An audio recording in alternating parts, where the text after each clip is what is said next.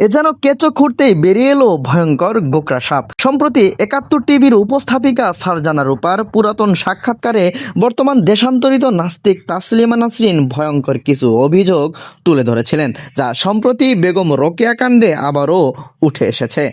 তিনি বলেছিলেন, বেগম রোকেয়া ইসলামের বিরুদ্ধে যা লিখেছে তা যদি মুসলমানরা পড়তো, সে যদি জীবিত থাকতো তাহলে তাকে জ্যান্ত পুঁতে ফেলতো, কিন্তু সে কথাগুলো পড়া হয় না।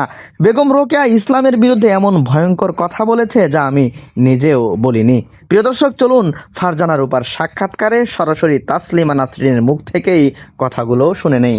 বেগম রোকেয়া ধর্ম সম্পর্কে যা লিখেছে, ইসলাম সম্পর্কে যা লিখেছে তা পড়লে আজকের মুসলমানরা ওকে জ্যান্ত পুঁতে ফেলতো, কিন্তু ওগুলো লেখা, তার ওইগুলো কথা বলা হয় না যে বেগম রোকেয়া ধর্ম সম্পর্কে কি বলেছে।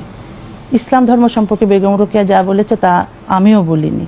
এত ভয়ঙ্কর কথা বলেছে ইসলাম ধর্মের বিরুদ্ধে বেগম রোকেয়া।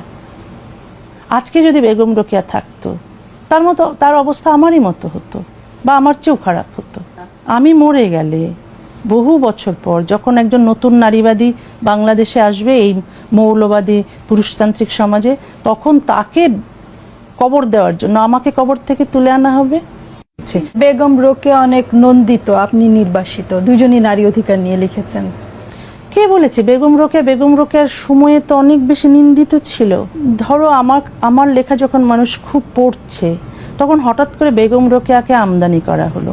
আগে বেগম রোকেয়ার নাম জানতো লোকে, হয়তো একটা প্রবন্ধ পড়তো, তারপর প্রচুর আমদানি করা হলো, প্রচুর বেগম রোকেয়া ছাপানো শুরু করতে লাগলো। কেন? তসলিমাকে চাপা দিতে হবে, ওকে কবর দিয়ে দিতে হবে। আমাকে কবর দিতে গেলে একজনকে কবর থেকে উঠিয়ে আনা হলো, সে হচ্ছে বেগম রোকেয়া। বেগম রোকেয়া ধর্ম সম্পর্কে যা লিখেছে, ইসলাম সম্পর্কে যা লিখেছে তা পড়লে আজকের মুসলমানরা ওকে জ্যান্ত পুঁতে ফেলতো, কিন্তু ওগুলো লেখা, তার ওইগুলো কথা বলা হয় না যে বেগম রোকেয়া ধর্ম সম্পর্কে কি বলেছে। ইসলাম ধর্ম সম্পর্কে বেগম রোকেয়া যা বলেছে তা আমিও বলিনি।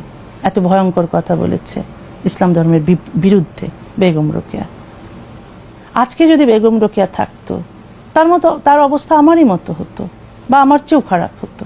আমি মরে গেলে বহু বছর পর যখন একজন নতুন নারীবাদী বাংলাদেশে আসবে এই মৌলবাদী পুরুষতান্ত্রিক সমাজে, তখন তাকে কবর দেওয়ার জন্য আমাকে কবর থেকে তুলে আনা হবে।